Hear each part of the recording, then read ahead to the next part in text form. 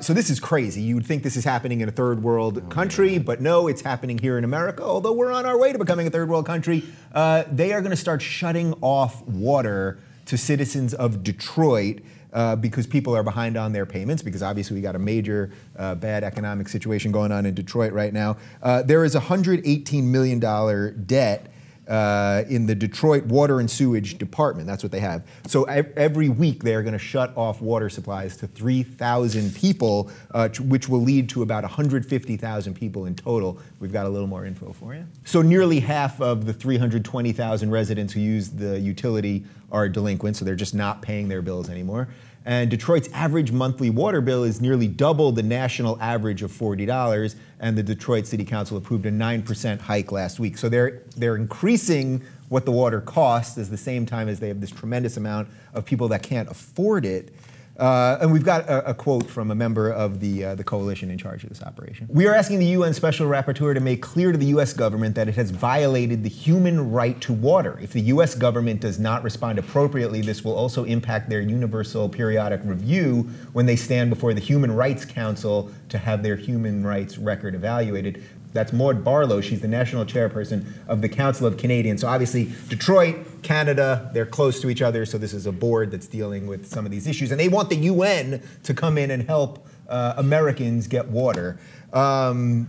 So I guess the most basic thing here is we need to just give these people free water, right? Absolutely. Like, we got to suck it up and let our own citizens have water. This is Fair not to a say? third world country. Yeah. What is going on that we're at a point where we are questioning whether or not to give people water? Withholding it, yeah. What I mean, it's the Canadian hell? water too. You saw that Council of Canadians. It's Niagara water. There's a lot of it. There's plenty, Yeah. right, there's plenty. Okay, so somebody, I'm watching joke. this and I'm sure, somebody's watching this and going, well, you know what, if these people can't afford their water, then they don't deserve their I've water. seen So so many what people- would you say to those people? I would like those people to go a few days without water and let me know how it works out for them. I Yeah. mean, this is not something that is, you know, something people can't have. Like, oh, this is cable TV. They're not paying their cable bill. We're going to cut off their cable. This is something that they need to survive. This is a human rights issue. There are people who are on life support in homes connected to machines, and it is illegal to cut off their electricity because they need that to survive. People need water to survive. And what is the alternative? They're going to get sick. They're going to get dehydrated. Then they're going to go to the hospitals. We're going to have to pay for that. Where are they going to flush the toilets? I mean, the sanitation was going to throw it in the streets like we used to. Right. I mean, then there's going to be diseases, and this is going to be a problem that affects everyone. How is it even logical to want to take that road? It's going to cost more money. The government not doing something logical, I can't believe it. Shocking. But right, so you're onto something there, because if you do shut off the water to these people, the amount of disease that's going to increase, I mean, it's a short-term financial answer to what will then lead to a much bigger socioeconomic and health problem and all that. Yeah. What do we do?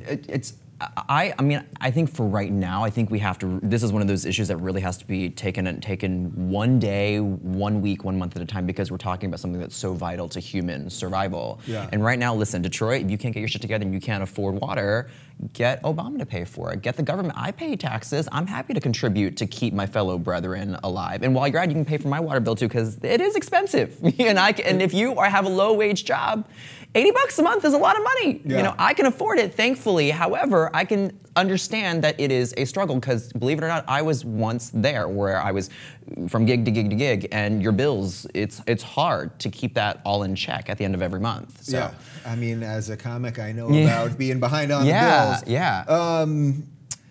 How important do you guys think it is that we keep Detroit going? Because remember, during the election, they kept saying, Biden kept saying, Bin Laden is dead and GM is alive, you know, implying that Detroit is alive. But now we keep hearing about all this bad stuff in Detroit. Annex it, give it Canada? Maybe they want it. I don't think they'd want it, actually. But how important is it that we keep this Detroit going? Because it's it seems to me that it's like the ground zero of what could really start spreading across the country if we shut off water to Detroit, or we don't help it come back economically and all that. That's a slippery slope, man. I'm all for leave no man behind, because then what? Are we going to annex New Orleans? Are we going to start just picking territories that we don't like and getting rid of them? Yeah. It's that you know, we are Americans. Annex means take them in. I think you mean reverse annex. Oh my God! See, That this is why you host the show and I don't. Annex would be if we welcome them in. Yeah, we're not we doing annex that. them. No, we're definitely not doing that. If Canada took Detroit, they'd be annexing. We should convince Canada. We'll to be do editing that. this segment out. Yeah.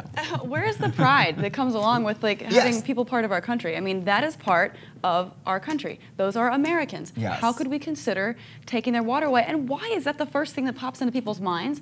They can't pay their bills, so we should take away their water. Like maybe the idea of creating jobs or thinking of something that would economically help the area grow. Like that's not something that people immediately think of. The first thought that most people commented on this was, cut it off. If they can't pay it, they can't expect me to pay it. I'm their neighbor. And it's just like, really? Yeah.